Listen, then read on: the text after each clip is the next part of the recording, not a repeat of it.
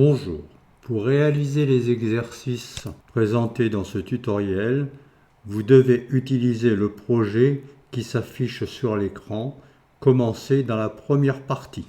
L'extrait de musique est téléchargeable en cliquant sur le lien affiché dans le commentaire accompagnant ce tuto. Rotation du ballotin. Les valeurs qui suivent ont été obtenues par tâtonnement. Libre à vous d'en changer. Orientation du ballotin avant le pliage.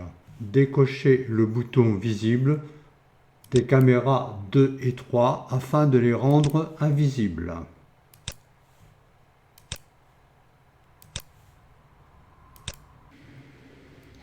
Cliquez sur le bouton en forme de double triangle pour revenir au début du montage. Sélectionnez le conteneur principal. Cliquez sur le bouton en forme d'horloge et tapez la valeur 24 secondes dans la zone numérique, puis cliquez sur le bouton Ajouter au début. Le conteneur principal étant sélectionné, choisissez la propriété Rotation et déplacez le premier curseur à 30 degrés et le deuxième à 60 degrés. Si une clé existe en position 4 secondes, supprimez-la. Rotation du ballotin une fois plié. En déplaçant le curseur de la timeline, on constate que le ballotin est complètement fermé à la 14e seconde. Placez le curseur de la timeline en position 14 secondes. La propriété rotation étant active, cliquez sur le bouton pour créer une clé. Déplacez le curseur de la timeline à 18 secondes et réglez les deux premiers curseurs de la propriété rotation à environ 340 degrés et moins 280. Déplacez le curseur de la timeline entre la 14e et la 18e seconde. Si le résultat ne vous convient pas, modifiez ces valeurs. Cliquez sur le bouton en forme de double triangle pour revenir au début du montage, puis sur le bouton Lecture pour vérifier le fonctionnement.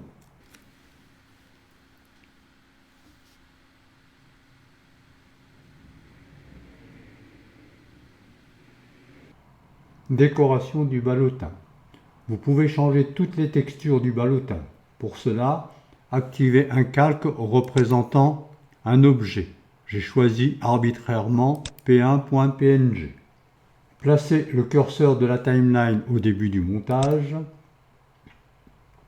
Cochez l'option Tous les calques. Cliquez sur le bouton Changer la texture. Dans la zone texture 1, cliquez sur le bouton Choisir la texture et recherchez une texture. Vous pouvez prendre une texture proposée par défaut par Bluff-Titler ou une image de votre choix. Si vous préférez une texture différente pour chaque face, sélectionnez les calques correspondants et appliquez une nouvelle texture à chacun d'eux. Inversez tous les calques. Il est sans doute préférable de montrer au début le ballotin fermé, puis l'ouvrir et faire apparaître un texte ou un objet. Pour réaliser cette inversion, cochez l'option Tous les calques et dans le menu Calque, choisissez Inverser le calque actif. Lancez la lecture pour vérifier le résultat.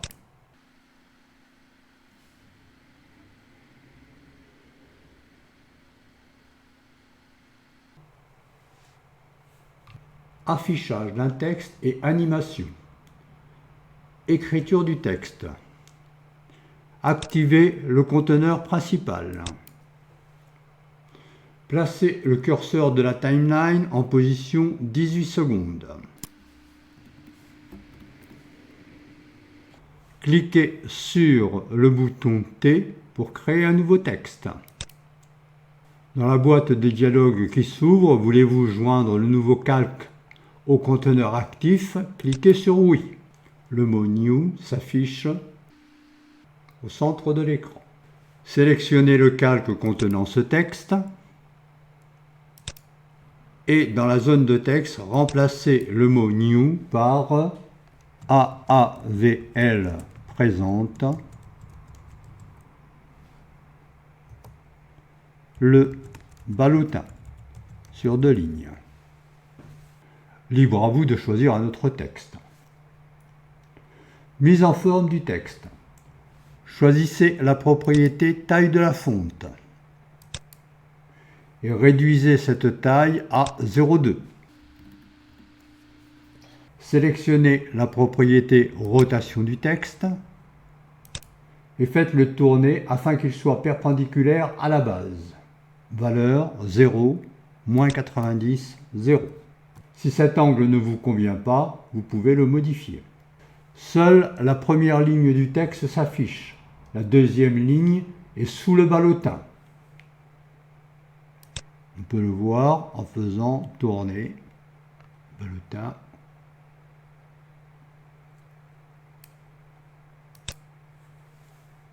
Activez la propriété position du texte et modifiez la valeur du troisième curseur afin de bien placer le texte à l'intérieur du ballotin. J'ai choisi une valeur égale à moins 40 environ. Vérifiez manuellement le fonctionnement.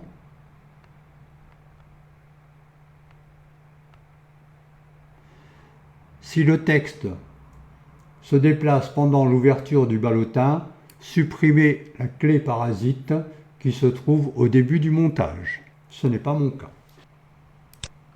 À la fin de la manipulation, replacez le curseur de la timeline en position 18 secondes. Habillage du texte. De nombreuses options sont disponibles pour habiller le texte. Modification de la texture. Cliquez sur le bouton « Changer la texture ». Puis, choisir la texture dans la zone Texture 1. Sélectionnez une texture par défaut, située dans le dossier Program Files x86, Outerspace Software, Bluff-Titler, Media, Texture, ou en choisissant une image personnelle dans le dossier de votre choix.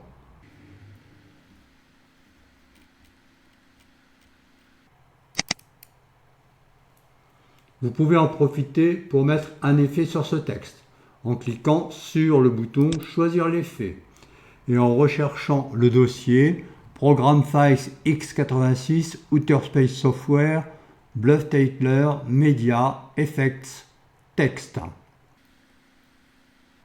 J'ai choisi l'effet de blur. Puis, j'ai cliqué sur « Ouvrir », puis sur « OK ». Le résultat doit ressembler à cela. On aperçoit le texte qui bouge. Bien que Bluff-Titler le permette, évitez d'ajouter trop d'habillage sur un seul calque, ce serait inesthétique. Déplacement du texte. Le calque contenant le texte étant sélectionné, la propriété position du texte étant active, placez le curseur de la timeline en position 20 secondes et agissez sur le troisième curseur de la propriété pour le remonter. J'ai choisi arbitrairement moins 260 environ.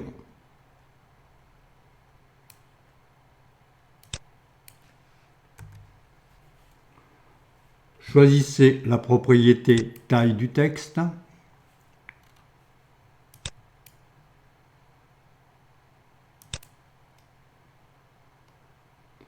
Et tapez la valeur 3 en face des deux premiers curseurs.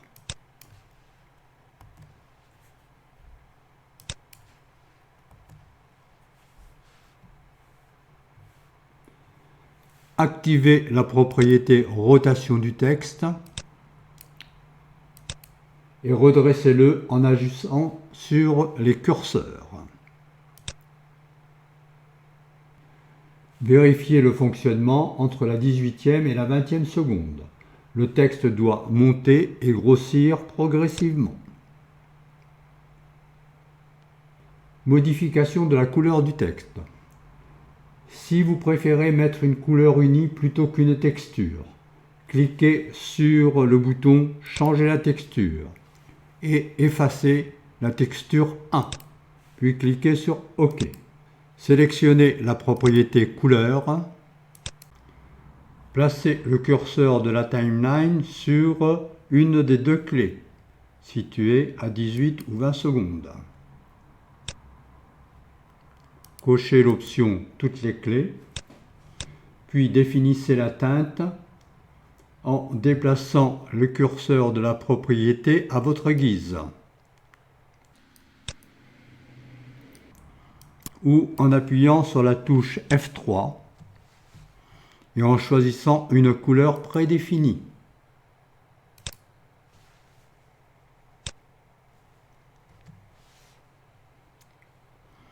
Ou en utilisant la palette des couleurs. Ou encore en changeant les valeurs dans les zones numériques.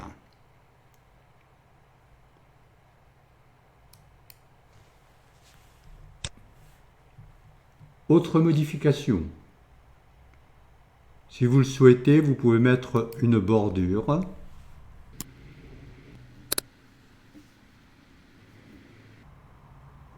Ou la supprimer si elle ne vous convient pas. Remettre les couleurs en position initiale, c'est-à-dire retrouver la couleur blanc et joindre un placement.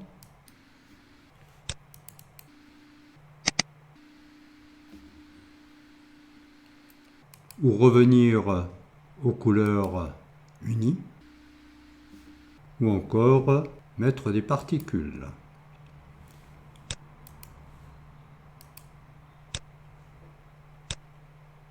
La combinaison de ces modifications permet de personnaliser le texte à souhait.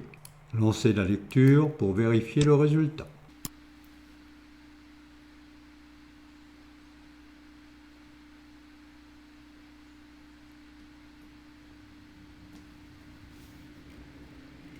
Ajuster la durée du montage. En observant le fonctionnement de ce montage, on constate que le ballotin se met en mouvement à partir de la 6e seconde. Ce qui est beaucoup trop long. 1 ou 2 secondes suffisent largement. Pour corriger ce défaut, cliquez sur le bouton en forme d'horloge pour ajuster la durée du montage. Tapez la valeur 19 dans la zone numérique et cliquez sur le bouton « Retirer au début ». Cliquez sur le bouton en forme de double triangle pour revenir au début du montage, puis sur le bouton « Lecture ». Le démarrage s'effectue beaucoup plus tôt.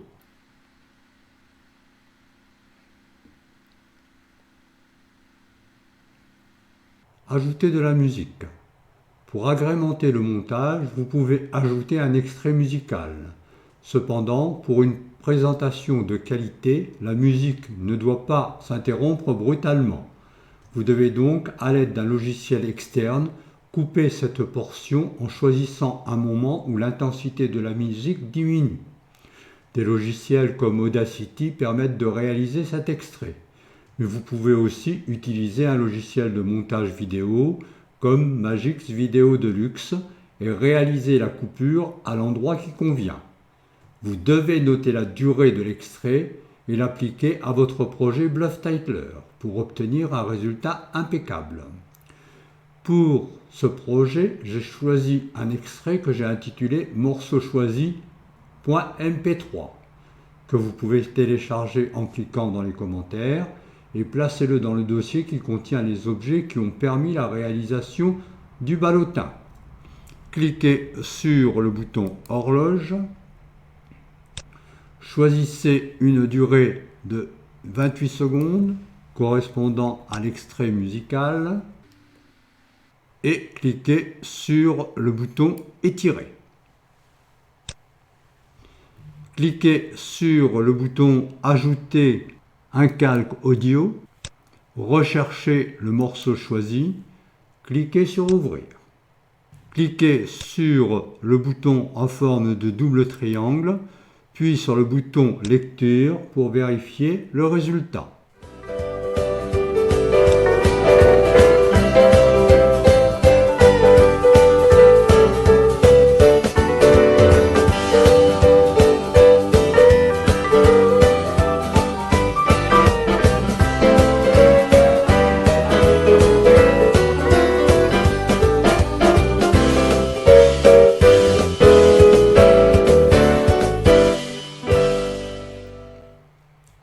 Ce tutoriel est terminé. Merci de l'avoir suivi.